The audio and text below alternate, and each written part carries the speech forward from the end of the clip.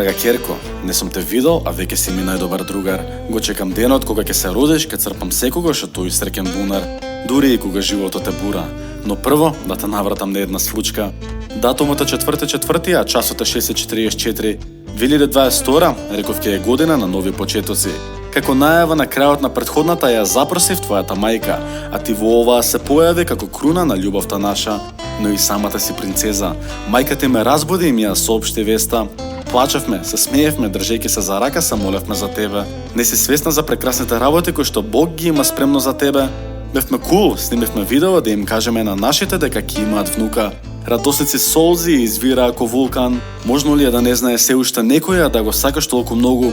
Посакувам со тебе никогаш да не постои зборот с Богом. И нема, ти си мојата ќерка. Уште не сум те запознала, си ми најголема среќа. Моментот кога ти го чув срцето за прв пат, солзи почнаа да лазат. Се што ти е потребно во животов и да немам ќе ти дадам. Веќе си ми омиленото суштество кое што жена ми ја направи мајка. Едва чекам да те држам во рака. Гушна ти во преградка, но за да биде цел кругот ќе ја гушка ми и мама. Нели? И веќе не можам да дочекам да те видам. Затоа решив поезија од мене да имаш. Еве нешто да знае за тато.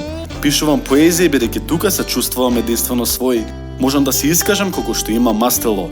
Слобода, без осуда кога сум сам на хартија. Тато е веќе горд на тебе и ако ништо не си направила, но животот е тежок, немој да ја очекуваш бајка. Иако во нашето семејство веќе си принцезата наша. Чекај, сакам да ти кажам уште една случка за насловна во весник.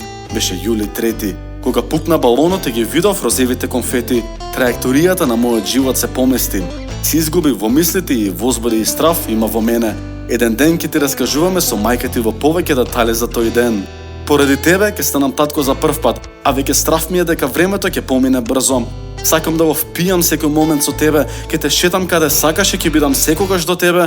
Го молев ми Исус за тебе и тој го чу нашиот вик. Еден ден ќе дознаеш како благослов си ти. Ти си храбри и борец и не дозволувај небитни луѓе да те влечат доле.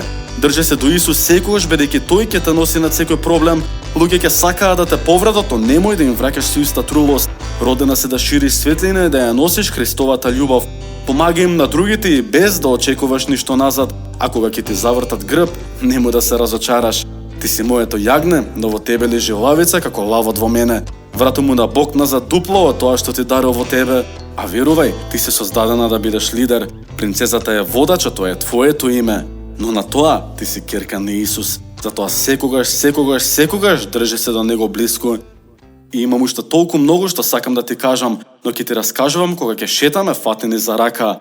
И Бог ме дарил со најубавата дарва, а тој дар има име, името е Сара.